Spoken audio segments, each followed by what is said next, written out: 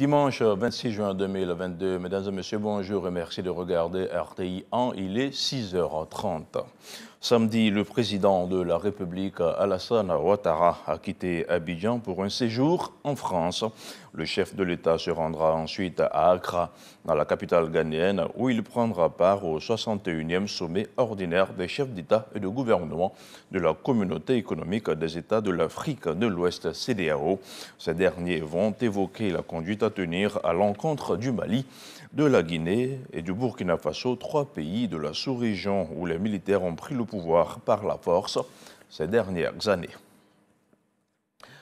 Décédé le 7 mai dernier, la cérémonie de sacrifice du 40e jour du rappel à Allah de l'ancien président de l'Assemblée nationale, Amadou Soumaoro, se tiendra ce dimanche à la grande mosquée de la Riviera Golfe. La lecture intégrale du Saint-Coran, des dons et des témoignages qui viendront meubler la cérémonie verra la participation du vice-président de la République qui représente à cet effet le président de la République, le chef de l'État en déplacement hors du pays. Le ministre du Budget et du portefeuille de l'État était devant les membres de la Commission des affaires économiques et financières de l'Assemblée nationale. Moussa Sanogo a présenté le document de la programmation budgétaire pluriannuelle 2023-2025. L'émissaire du gouvernement a aussi présenté l'évolution macroéconomique et financière 2019-2025, la situation financière des organismes publics et des collectivités territoriales. Abou Sanogo. La programmation budgétaire pluriannuelle 2023-2025 au cœur des échanges entre le ministre du Budget et du portefeuille de l'État, Moussa Sanogo, et les députés, membres de la Commission des affaires économiques et financières. Moussa Sanogo était à l'hémicycle pour présenter le document qui donne des indications sur les orientations budgétaires et économiques du gouvernement. Selon le ministre du Budget et du portefeuille de l'État, il présente un panorama financier et économique admirable pour les 3 prochaines années. Concernant la situation économique et financière pour la période 2019-2022, je voudrais indiquer que l'activité économique nationale a enregistré des performances plutôt satisfaisantes sur cette période. Vous noterez que le taux de croissance du produit intérieur brut s'est établi à 6,2% en 2019. Il a certes fléchi pour s'établir à 2% en 2020, en lien notamment avec les effets négatifs de la COVID-19. Mais en 2021, ce taux est remonté pour s'établir à 7,4% grâce à la maîtrise des effets de la pandémie de la COVID-19 et à la poursuite donc de la politique volontariste d'investissement dans le secteur moteur de croissance en rapport avec la mise en œuvre du PN2 2021-2025. La politique budgétaire pluriannuelle 2023-2025 sera orientée en matière de recettes vers la consolidation de l'efficacité du recouvrement des recettes intérieures. En matière de défense, elle visera la poursuite de la maîtrise des charges de fonctionnement et le maintien de la justification de l'endettement public. Sur la période 2023-2025, ces ressources resteraient dominées par des ressources intérieures qui représenteraient en moyenne 80% de l'ensemble des ressources. Au niveau des dépenses, la programmation des dépenses sur la période 2023-2025, elle s'inscrirait dans la poursuite de la politique budgétaire orientée vers le renforcement des investissements structurants à fort impact. Pour le ministre du Budget et du portefeuille de l'État, les projections économiques et budgétaires sur la période 2023-2025 s'inscrivent dans la vision stratégique de développement Côte d'Ivoire 2030, telle que traduite dans le plan national de développement 2021-2025.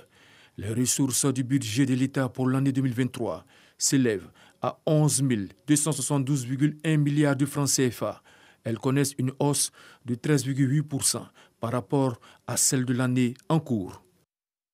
À Casablanca, au Maroc, le rôle du secteur privé dans la croissance du continent a été mis en lumière. À l'occasion, plusieurs opérateurs économiques se sont vus renforcer leurs capacités en management et gestion financière. On fait le point avec nos envoyés spéciaux à Casablanca, avec Lanciné Bakayoko et Ulrika Adongon. À ce gala des leaders sur les rives de la Méditerranée marocaine à Casablanca, ils sont une cinquantaine de chefs d'entreprise africains à avoir reçu des trophées. Des trophées pour magnifier leur détermination à faire rayonner l'entrepreneuriat du continent. Adama Soumaoro du pôle BTP du groupe SNEDAI fait partie des grands vainqueurs. J'avoue que je suis très heureux et ça me met dans une position, j'allais dire, de pression parce que je suis maintenant dans la dynamique de vouloir mieux faire. Si le travail qu'on a déjà réalisé est reconnu sur le plan international, il nous appartient maintenant de rester dans la même dynamique pour faire mieux et rester meilleur dans ce que nous faisons. Avec Adama Soumaoro, 24 autres Ivoiriens se sont hissés sur le toit de l'Afrique à cette cérémonie de distinction. Ils sont issus de domaines variés.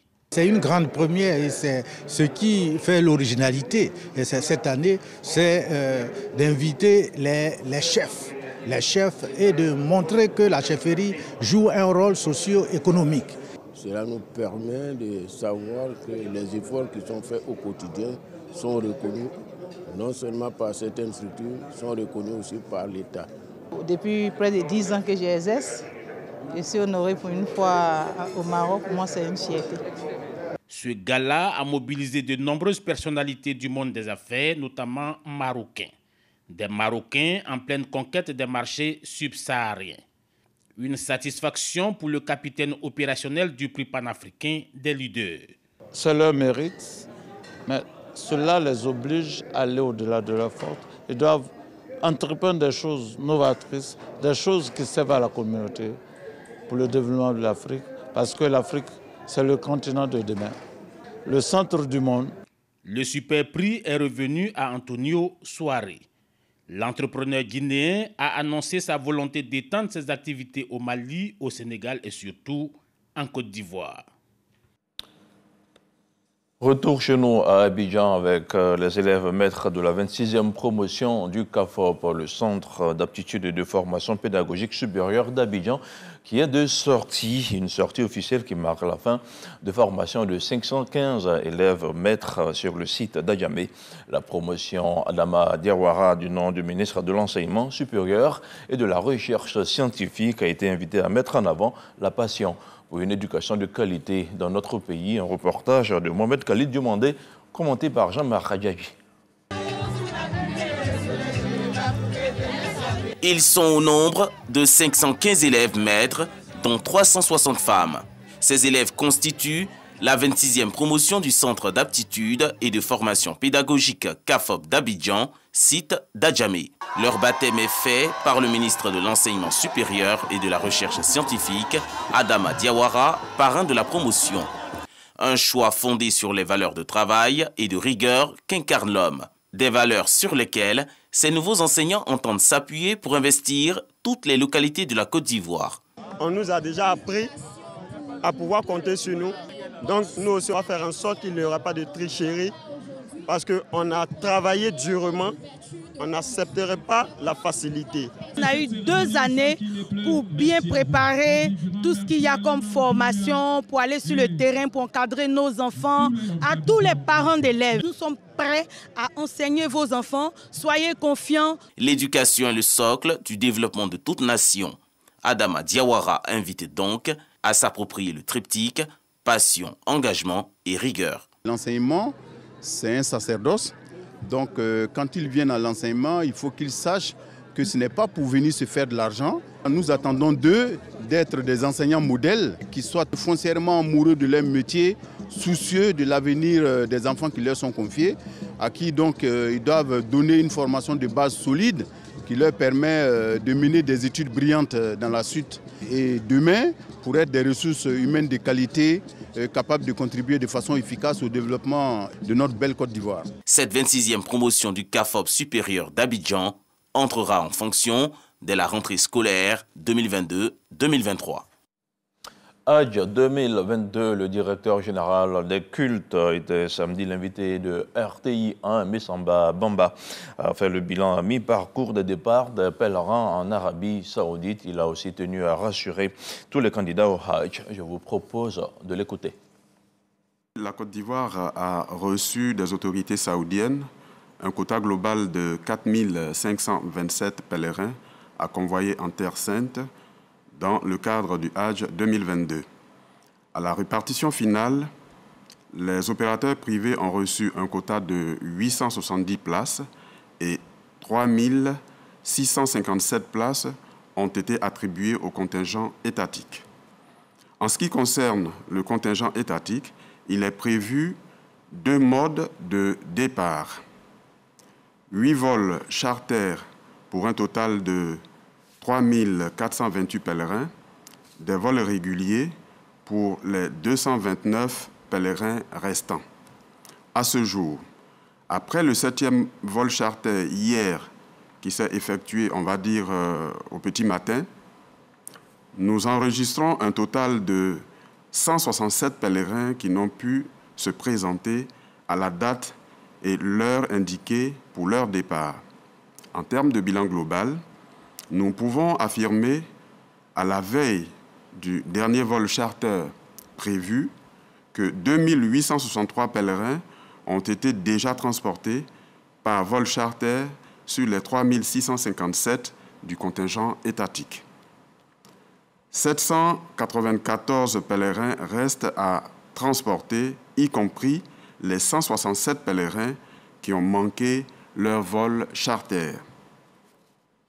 Tout en remerciant le chef de l'État, son Excellence M. Alassane Ouattara, et le gouvernement à travers le ministre de l'Intérieur et de la Sécurité, le général Vagondo Diomandé, qui n'ont ménagé aucun effort pour le bon déroulement de ce Hajj, je tiens à rassurer tous les 167 pèlerins qui n'ont pu embarquer sur les vols charters que des vols réguliers sont prévus pour les transporter.